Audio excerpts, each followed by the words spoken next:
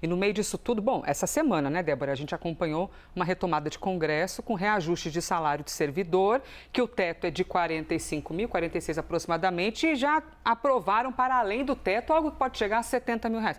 Então a gente observa o cenário do Brasil e pensa assim, como é que equilibra tudo isso, né? Por onde que começa? E como é que a gente observa esse cenário quando a gente pega o nosso PIB nacional e compara com os outros? Pois é, Liz, e como aumentar essa participação do Brasil no PIB global? Essa produtividade, né? Toda que é necessária. Para aumentar, né, essa participação do Brasil, a gente precisa aumentar a produtividade.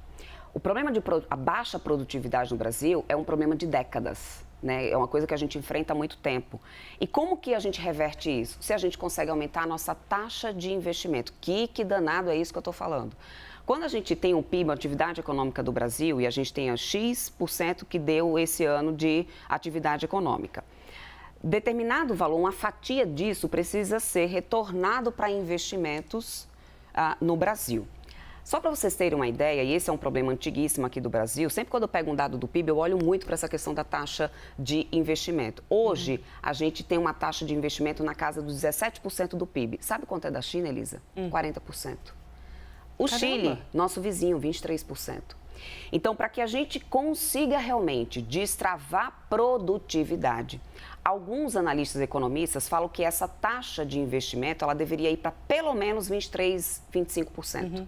Para que a gente comece a ter retorno nessa taxa de produtividade aumentando no Brasil. O que é essa taxa de investimento? É a gente ter, por exemplo, o setor da indústria investindo em equipamento, em tecnologia, em seus funcionários para poder ter uma melhor qualidade de mão de obra. Ou seja, são coisas que é difícil aí olhando pelo lado do empresário, que tem uma empresa que fala assim, opa, mas eu vou colocar tanto aqui de investimento se eu não tenho certeza de como que vai ficar a âncora fiscal, como que aí sem âncora fiscal a gente vai conseguir seguir aqui com juros, ou seja, você não tem um cenário de previsibilidade. A incerteza, a falta de previsibilidade é o que faz com que a gente tenha sempre a atração aqui no Brasil, Elisa, para o dinheiro rápido, aquele dinheiro de curto prazo.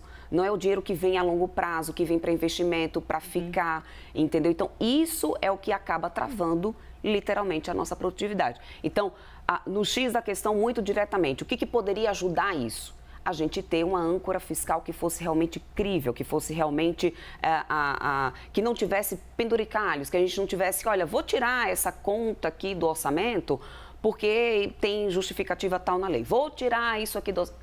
Tudo isso faz com que a gente tenha uma meta fiscal batida no ano. Mas e a dívida pública, a trajetória dessa dívida? E o quanto que isso pode impactar realmente na falta de credibilidade do investidor dizer assim, eu vou colocar o dinheiro para poder tirar daqui a alguns meses, eu não vou continuar investindo no Brasil, porque eu não tenho certeza. Aí você fala assim, mas o PIB do Brasil tem momentos que dá um boom, a gente passa de 3%. Tem momentos. E depois a gente desacelera o crescimento. A gente não consegue destravar dos 3% e continuar crescendo.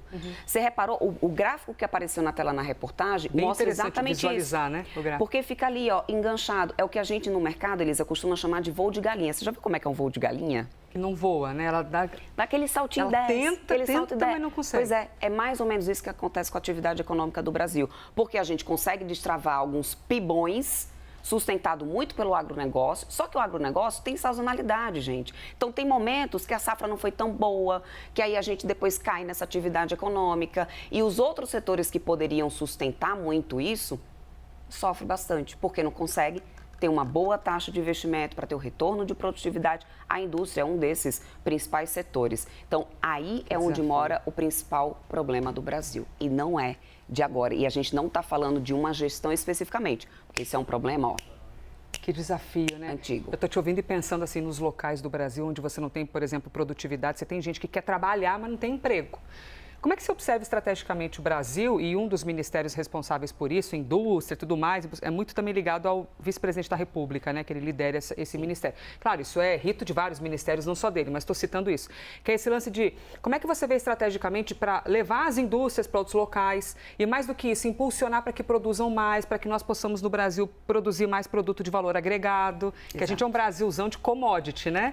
Exatamente Não tanto isso. de valor agregado. Tipo assim, os Estados Unidos produz um celular. Celular, meu Deus, tem um valor agregado gigantesco, várias etapas de linha de produção. Nas commodities, você tem as etapas reduzidas, porque você exporta o produto bruto, né? E tantos E ainda locais fica do Brasil... sujeito ao câmbio. Não, e ainda tem isso. Aqui, ó.